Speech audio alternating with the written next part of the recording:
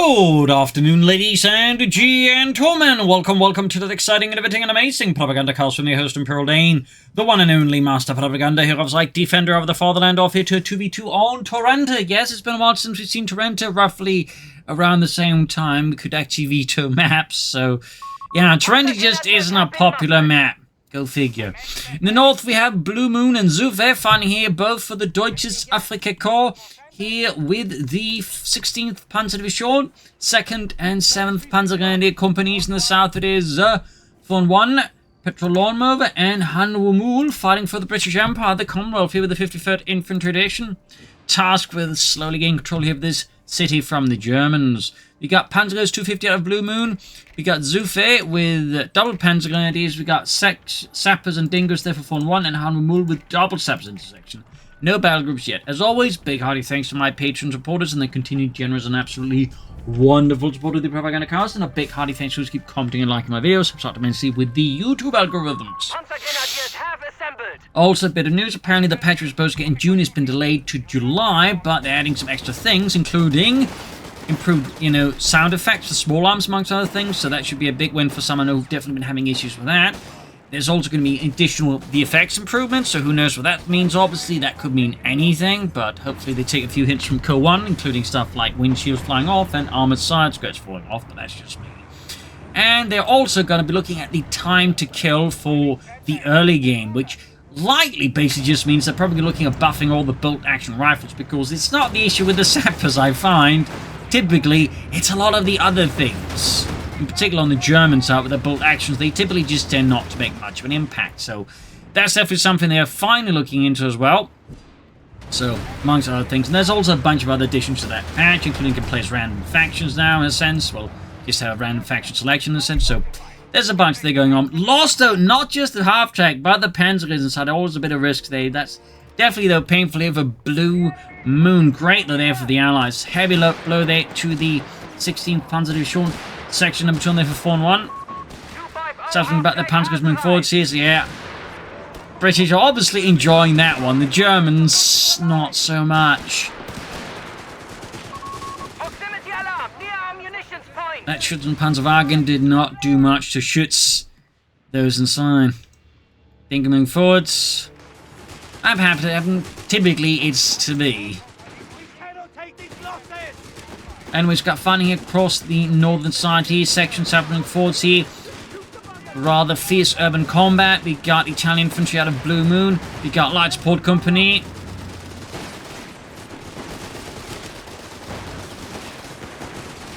So I would not be surprised to see how the L640 or the Guasatroinum attempt by BlueMoon, I think, to try and, get back from an otherwise rather rubbish development. Third section there for Mr. 4 and 1. Heavy fighting here, though, between Hanwoomul and BlueMoon, or Xufe, actually. BlueMoon obviously doesn't really have a lot to fight with, because, again, he just lost a fat chunk of his forces there to that one half-track. That's really going to put, a significant dent into your early game. But there you go. BlueMoon flanking into his teammate here, at least putting some pressure there on Hanwoomul. Section forced away here. Panzers further being pushed back. British forces still advancing, of course. Concern about what might be hiding here. Panzerjägers out to help deal with the Dingo, and probably also deal with, say, any Humbers, trucks, or, so a light tank. Sappers almost incinerate there. In fact, we got the 250 attack rushing in here. We got no grenades research here for the British. 4 and 1 there. Does go for the research. Once realize it's. And there go, down they go. Panzerjägers there, out for BlueMoon. Panzerjägers moving up there. And the 250 are getting hit with the grenades, so looks like Hanwoomul did in fact have researched them. Thumbs up to him there, and that's going to be, I think, the end here for the 250 half-track, due to it being focused on not by one, but 2 Dingos. And that Dingo's already taking out 2 250 half-tracks. That's pretty good for that crew, obviously. But there you go, Panzerjägers arriving, ready to get vengeance. Panzerbooks there, ripping through the 2 Dingo there, and the Dingo, though, is ding-gone, but not in the way the Germans had it hoped for. Sappers pushing back the Panzer Pioneer there. We got 4 and 1 already taking up here with the platoon command post. Clearly living high of his Dingo supply. Got the Dingo there falling back. And Sappers going to fix it up. Good lord, what happened? Well, you're in war zone or something. Yes, Reginald. Stop it. The joke went like old in 1941, you bastard. Sabba's busy here. No mines out there. We got the Guastatori that's expected here for BlueMoon. The Italian elite assault engineers. Unlike large portions of the Italian army, actually received thorough training. Panzer Pioneer flanking around the sappers here. Over to Xufe, who's gone for armored support, and over to Hanwoomul, who has gone for Indian artillery. We got there the superior fire drills. Dingo, of course, had to work here for Hanwoomul. We've got several recce sections up there with the scoped elite Enfield. The British Army would never develop a semi-automatic rifle, I believe. At least never on time.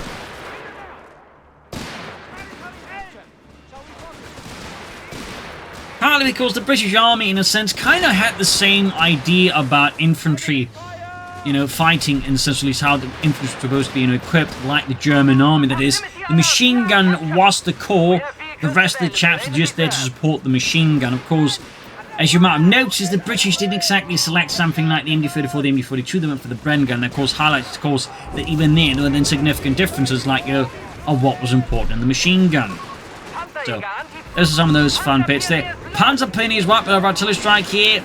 Germans there continue to have, quite frankly, rubbish luck, as they're just seeing their stuff explode consistently to a rather disturbing degree. Dingo there sneaking in, Guastatori up with their Lancia Fiamme. Panzer's moving in, Dingo withdrawing here. We still got the Vetchi 2 Dingo going in there for him. We got Hanwoomul with the elite Gurkhas. Elite Nepalese infantry, which is actually still seeing service in the British Army to this very day. Panzer Pioneer up there. We got the Dingo rushing in there. Going straight for those Panzer Pioniere. And the west side here, Panzer being forced in the 250 half track. And Xufe there lost his Panzer Pioneer squad to that artillery strike. Still, the Germans, despite many of these rather heavy setbacks, are nonetheless still in reasonable control of the map here against the Allies. Impressively enough. Got the Xufe going for the Arctic, not much surprise with armor support and crucially superior fire drill, so that one works quite well with that. In particular, second taking a lot of damage, Panzer's engaging, Dingo there. Again, survives with the tiniest levels of health here. That is an amazingly lucky Dingo there for 4-1. 2/5 chapter is about to get knocked out here. No! The Dingo! What was he doing with it? He was able to like, get some shots in there. Either way, like the Panzer could take it out. That was a massive slip, I think, by 4-1. Arctic, though, has arrived. Sabba's closing in with their Mark II Sten guns here. The most common version of the Sten gun. There's also the Mark III, which is basically the Sten gun, but improved by a toy maker. Fun fact. Then we got the 254 reconnaissance tractor on the way there for Xufe. West side here, British forces are probing the German lines. We got the Arctic moving forward, see, dashing through the lines. Aggressive playing in there with Xufe.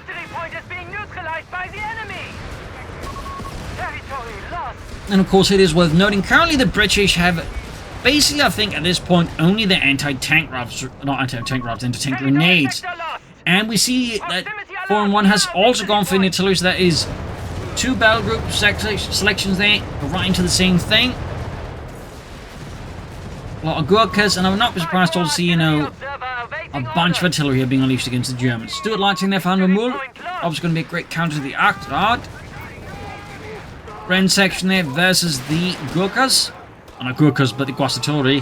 They both start for Jesus. Sometimes mine will make that slightly weird connection. Stuke 3D here out for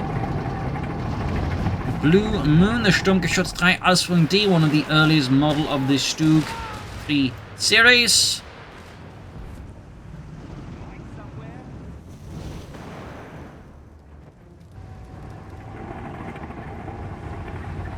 The 250 fighting more towards the center. Dingo force back there.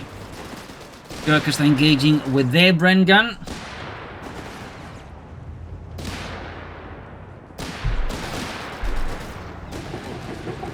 The Bren gun itself is actually based off the Czechoslovakian light machine, the ZB-26. It was pretty much almost the exact same light machine gun, but some minor differences, you know, to more fit in with British specifications. Little fun fact there. Section are taking massive loss of the Stug D hit. We got a Marder on the way there for Xufe. Marder die, early model. In the center there, continues stand up there. We got the Stug out for Hanwoomul going here for the flank Arctic spot. We got Panzers nearby. We also got the Panzers good for them with grenades. Over to BlueMoon there with a Marder fit of his own on the way. And over here to 4-in-1 who's got the 6-pounder on the way. Stug there, definitely a terrible spot. And there you go, anti-tank grenade blowing out the engine. The crew desperately wishing they brought the fire extinguishers. 250 half-deck down, Dingo doing what he can there. Arctic in pursuit as well here. Dingo is gone now.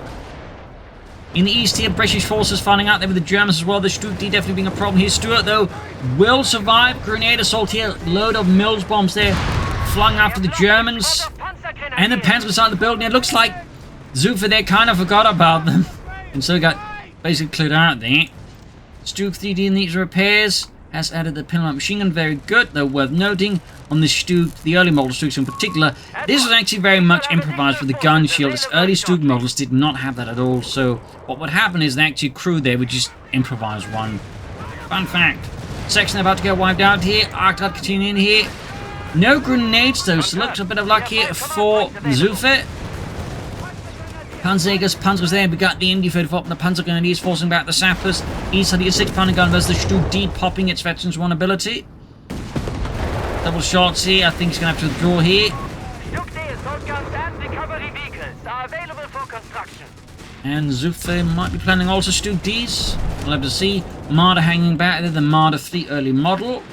Mounting a converted soda anti-tank and the Pak 36R on this Czechoslovakian Panzer 30G chassis.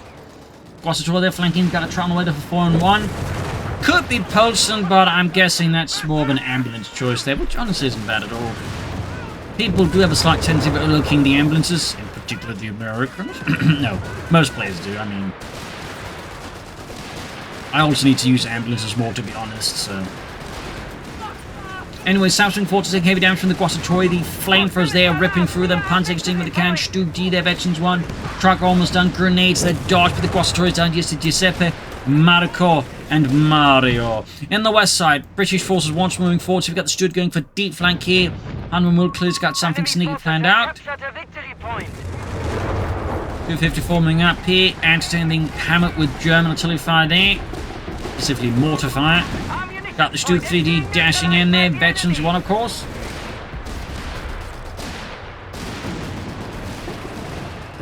Got the truck moving up. They can use that to crew the ambulance. Or the ambulance, the track, anti-tank gun. Gurkhas down to just 2 men. And yeah, he was a bit at the floor with just, trying to recruit here. It's going to be like shot at by the Germans. But some of the Gurkhas drawing with the attention. West side there, fighting is intensifying. Even as in the east, it's more like simmering. MD-34 here out of Xufe, catches the sappers, the Gurkhas nearby. Might want to withdraw a bit, they pull in another direction. Got artillery saturation here out of 4-in-1. Back here reinforcing from the truck, which is being upgraded to an ambulance.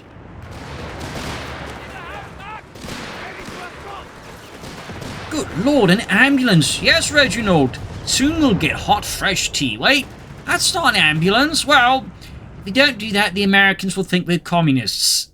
Oh, bother. Exactly. Exactly. Got the 254 dashing in there.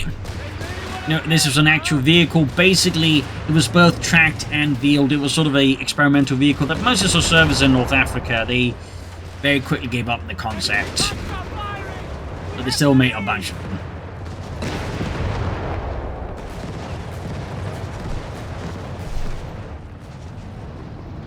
Getting that fixed up here. Marder moving in. Back at the Axis bases. We're not seeing much there in terms of further tech as of yet.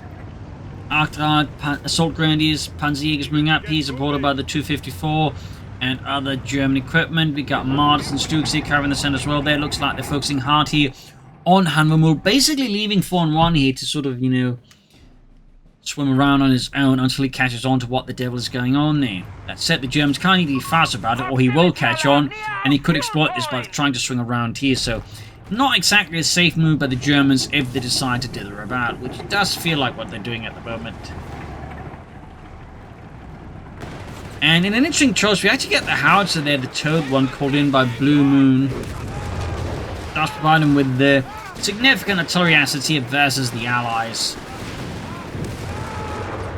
Got the Gurkhas there pushed back. Over here to Xufe again. And over to Hanwoomul, who's not got one but two sections of Gurkhas. He's all gone straight here for volunteer infantry. Certainly makes sense. Back at the Allied base, we're not seeing any command posts from what I can tell. Go come to command posts, but there you go. We do actually get one there out of 4 and 1. Just as I go looking. Easily a section being forged, Bren guns in hand, Vickers being hauled up as well here.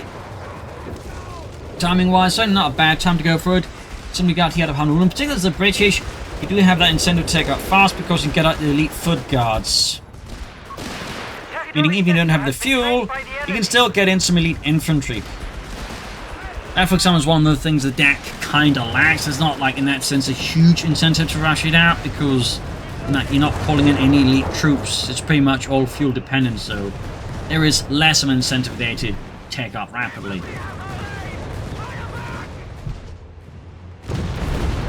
Marder there getting slammed here with the 6-pounder gun. Gurkha supporting their assault. Stuart also now pushing forwards as well here. And Xufe is going for multiple 254s. That's certainly unique. I mean, I've seen players go for 2, but 3 still feels very excessively out of Xufe and the Deutsche Staffelkorps here. Stuart pursuing in. Bursts into flames here. There you go. Got the 254 getting hit with anti-tank grenades there. Artillery being called in here on the MU-34, and looks like he was not paying attention. It looks like it wasn't airburst shells either, so yeah, it was a 25-pounder gun in the base. Brent section, oh, not Brent section, just the infield section, catching assault grenadiers. Third 254 out here for Xufe. Machine gun though, wiped out. Has he forgotten his howitzer? I mean, he called it in and just kind of hasn't been using it. Seems like a bit of a waste thing. Or maybe I just haven't seen the artillery fire of it yet. It certainly is a bit of a more expansive battlefield, so it certainly wouldn't be too difficult to miss it.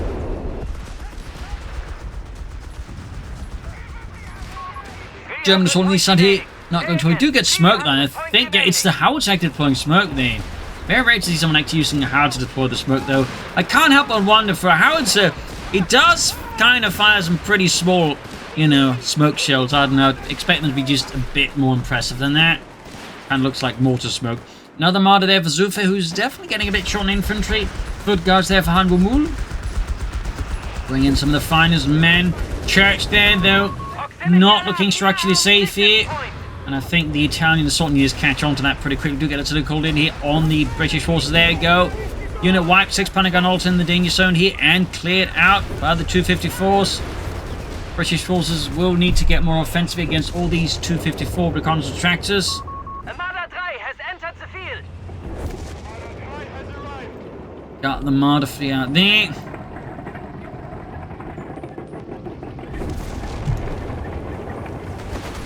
Pan's going to give us the machine gun and the section. A fuel point is being taken from us.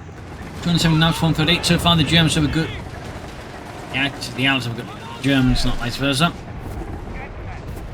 6-pounder gun being hammered by, again, German mortar fire here, falling back towards the ambulance, which takes a direct hit. Christ alive, Robert! They got the tea kettle! Oh, just patch it up with some band-aids and, you know, be good as new. Gurkha's there in charge with the Arctar, definitely not an equal fight even remotely, but the 6-pounder gun definitely does help. We do get some quick artillery fire on that one. Stu D there, ace level, hardened veteran crew there. 6-pounder gun, we're going to try and engage that Stu, finish it off. Here we got another H2D now for Xufe as well. It's only been a while since we've seen this many H2Ds. They very much fall into the wayside, I feel like. Another section way there for Hanwoomul. Oh no, other section just got to in that section. We got the airburst barrage there. Sections moving forward, see undercover, the smoke, the chaos, the madness. And there you go. Stu D takes a smashing hit here for the armor. Stu D almost done there for Xufe. Foot guards there pulling forward, but they're getting slaughtered by the Arctard.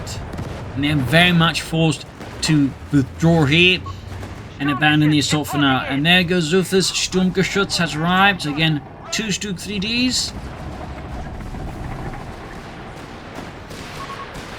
Certainly providing the Germans there with a bit of assault gunnage. Little fun fact about, in particular, the early Stug crews, but they were very much part of the German artillery branch, because back when the Stug concept was being developed, none of the other branches wanted, but they chose like, hey, this seems cool, we'll take the Stug. And so what they did was actually they would make it so, say, the elite part of the branch was known as the Sturmartillerie, or assault artillery, and so the best artillerymen would actually be, you know, put into these assault guns, which was one of the reasons they actually performed so well there, because again, they had the best guys operating these things. So, little fun fact there. Over to BlueMoon, and over here to 4-1. And he's actually going for another Stug D. BlueMoon has tagged up, then gone for the armor reserves there, and is now going for a Panther 4 with the assault gun. He's could actually flank up behind the Allies here, could take out the M as well. Stug D taking hits, getting some hits in here. Panther 4 could flank in. I think BlueMoon is trying that, but he's struggling a bit to get it all going. H2, they're getting hit with the 6-pounder gun, trying to do with the Gurkhas. Martyrs, second Stug moving up here. It looks to be an element here on 4-1 there. But the Panther 4 on the flank here is kind of gotten forgotten here, but BlueMoon right here. Okay, he waits up there. Meanwhile, the assault continues. Stug D moving in there. Stug knocked out a single blow there to Deutschland, but the Panther 4's on the move here. Almost got the Matilda here. 6-pounder gun abandoned. Again, Mars advancing, and the Matilda is gone. You've heard of waltzing Matilda? Well, here's exploding Matilda. West side here, machine gun on its own, getting hammered. The British forces, a brutal push there. The Allies definitely lacked the proper coordination there, and the Germans very much exploited that with a nice encirclement. 2 thumbs up. They even if could have been executed a bit better there if BlueMoon had remembered as Panther 4 in time. We got there the big house there for pawn 1. We also got Grants being researched. His infantry, though, is in absolute deep sauce here as the Panther 4 keeps it up, and they narrowly survive being utterly exterminated even within their base confines. Stug D flanking the foot guards. They're surrounded. They're in trouble. As the German army continues advancing, supported by the quadruple 254. That's absolutely bananas. No, that's triple. For some reason, my mind saw that as another 254. I apologize to viewers. Panzers there withdrawing. So the Allies definitely took a bit of a bloody nose on that one. The Germans were able to exploit this quite well. In particular, 4-1 has seen much better days. He's bringing 1 to 10 guns. He definitely also needs some armor, but fuel-wise, they're definitely a bit behind on that now. Some foot guards could also help make up for the things. Meanwhile, Hanwoomul, much better off. He's obviously got a much higher quantity of elite infantry, which certainly will help deal with things, though crucially, they both lack armor, and they do lack some way of just finishing off these 254s. They're crucially, I think, becoming a rather apparent massive pin. So there you go, Melt Bomb Grenade Assault here, ripping through the assault guns. We could see a wipe here on Xufe there from Hanwoomul and the Gurkhas. Stug D Martyr, Akrat going in there. The Martyr is not there for sure. Our assault grenadiers have been killed. And yes, they did go down. He was just trying to keep track of where the Germans are up to there. Clearly not saving those assault grenadiers. East side here. Brent section moving forward, being spotted by the Panther 4. Savage advance, got the Gurkhas there. Dug in with their M38 Berettas and their Lancia Fiamma flamethrowers. Another truck there for 4-1. There is likely another ambulance.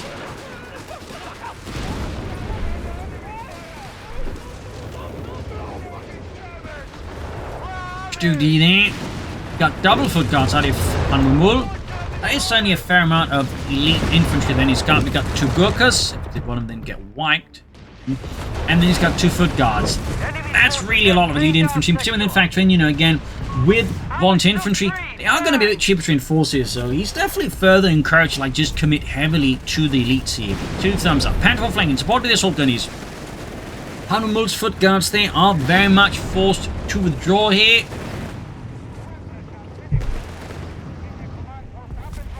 Is there Gossator holding up, machine gun setting up, ambulance there soon on the way here for 4-1. Gurkhas moving up.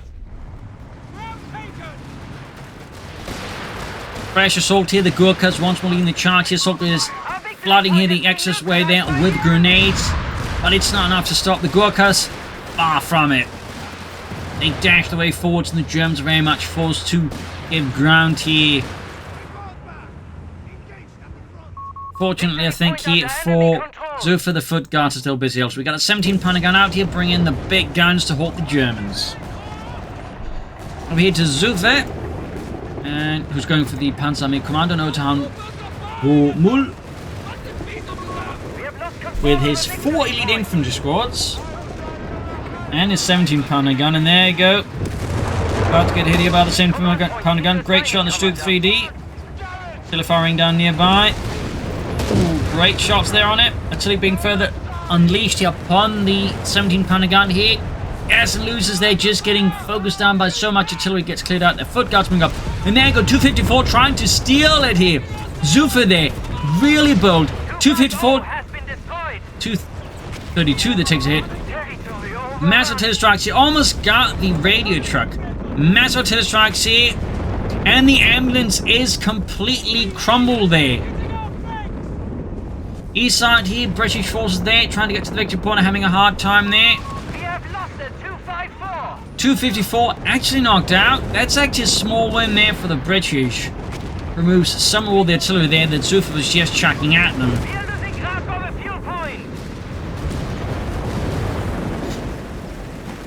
Got the section there moved away there. Marder's roaming about. 17-pounder gun still lying about abandoned. Bazooka's lying behind, so that of course is a foot guard section also there for Hanwoomul. That's going to be tough to replace here. East side there we got the ambulance supporting the British advance here. Panzer Pioneer in trouble. We got another second 254 the veterans too. Marder's almost knocked out here. Marder with the 17-pounder gun. There's just so many things I have to keep track of now. Grenades going off here. Lacking, of course, anything to tow the 17-pounder gun.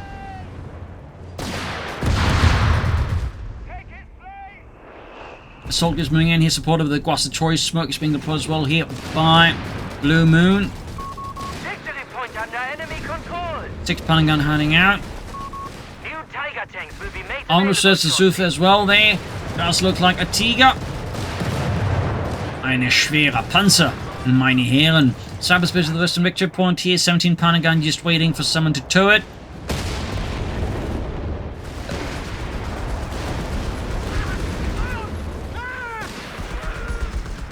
And we got Hanwoomul with a 17-pounder gun as well. Interesting. Well, another one actually. We got the Grant here finally out there. 4 and 1 there. Panther 4 being pushed back. As the Vickers is busy with the assault grenadiers in the center.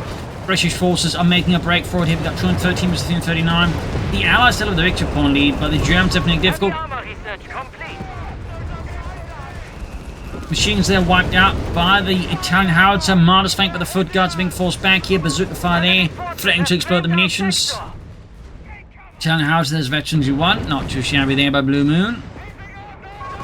Stuke D there. And we got the Tiger tank here out for Xufe and the German army.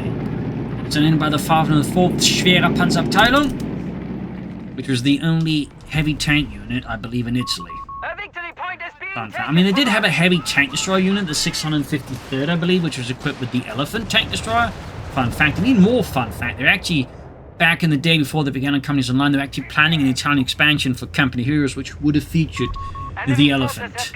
But we don't really know much more than that, unfortunately. Just don't know much more than that. Tragically.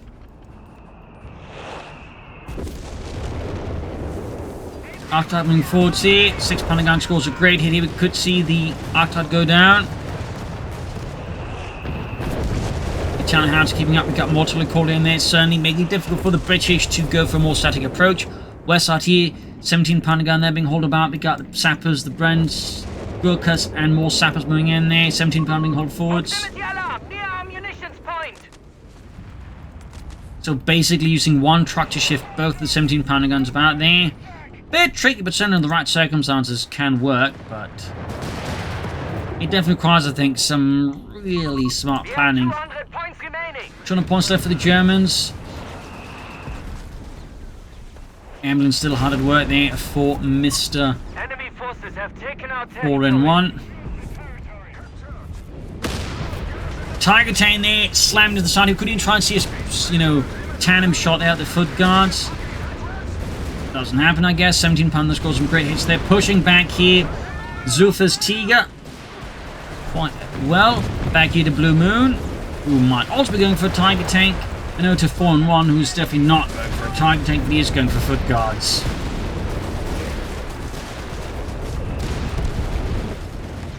Certainly more Foot Guards is not a bad idea. Brent set Gurkhas their force back. 6-pounder guns sneaking forwards here.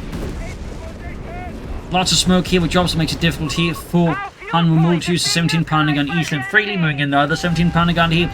British force, they're flanking. They got a grenade here as well on the machine. The Panthers there. Number 69 carrying through them. Recce section moving up here east side. We see that 4-1 is slowly being forced, but he's clearly being held back. Artillery fire there, further forcing back the Axis forces here. Airburst shells and all manner of explosives there, causing a bit of consternation there for the German armoured crews. Got the Stug D basic ground points in the west. East side here, assault grenades counter-tank. Got the Gurkhas though, taking some nasty losses there from the grenades. We got the Germans there with the seized 6-pounder. In a Beute Waffe.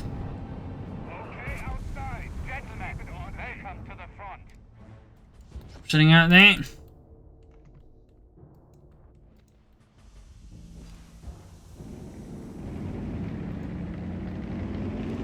Gurkha sneaking up. Oh, Gurkha's Guasatori moving up there.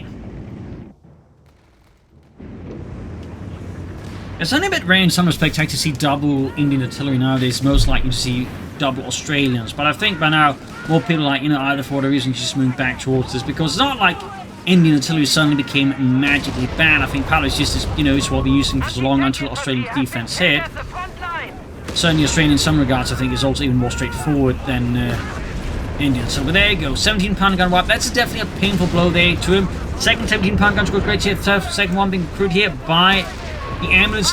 Scores a martyr kill here. Quite painful there for Xufe. British armor there in trouble. There you go. Massive artillery strike here out of BlueMoon here with his Ubici 305mm barrage. Wiping machine guns and anti-tank crews there. Bazooka fire. Hammering the Panther 4.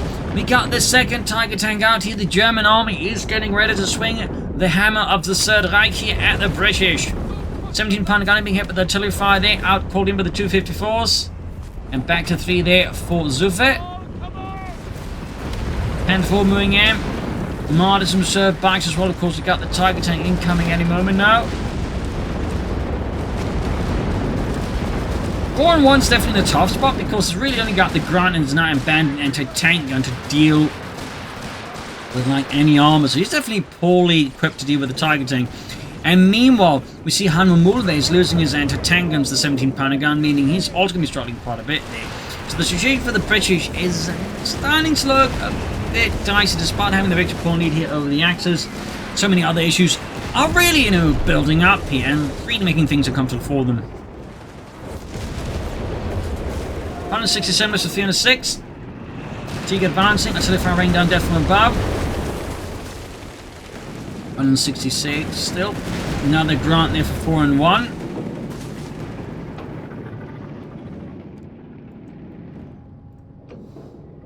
Ambulance there hard at work. Airburst shells being launched in there by the 4-1 on the victory point here in the east. German stash. Dodge that though. Or they become paste. And another British assault here though is thwarted by a single well-placed machine gun there on the ground floor, completely spraying the advancing British elites there. And the Stug 3D and the Tiger tank of course are more than happy to further deliver punishment to the British forces. Could have gone a bit worse there for Hanwoomul. Second round almost done there for 4-1. Ambulance 6-pounder gun being hit here by artillery fire. Panther 4's moving in. We have vehicles available in reserve. Arctrad, Stug D's, Tigers. Massive German advance here, and we got sound the alarm. 6-pounder gun crew there, pretty much destroyed. Ground moving up here, there's the Tiger tank and the Panther 4. They got 162 and 97. Broughton, they take massive amount of damage, and there you go. Allied forces end up conceding, having been brought low there by a variety of decisions there. Quite some heavy fighting. In the end, though, the Germans, I think, just in part handle their terrain better. They were also, I think, at times a bit more apt at sort of exploiting their opponent's mistakes. Whereas the Allies, at times, I think, relied a bit too much on brute force and a bit on good luck, and I think at times missed out opportunities like, do more damage to the Axis. There was also, I think, more crucially, a lack of coordination. At times they'd all split up, and the Germans were quite good to explore that. Compared to the Allies, I think just like that. That was probably, I think, the biggest deal. There was just the Germans just coordinated overall better. So there you go. Hope you enjoyed this match. I learned something from it. If you did, subscribe, like, share, comment. This is Imperial News, and cheers, and see you all tomorrow for another episode. Bye, everyone.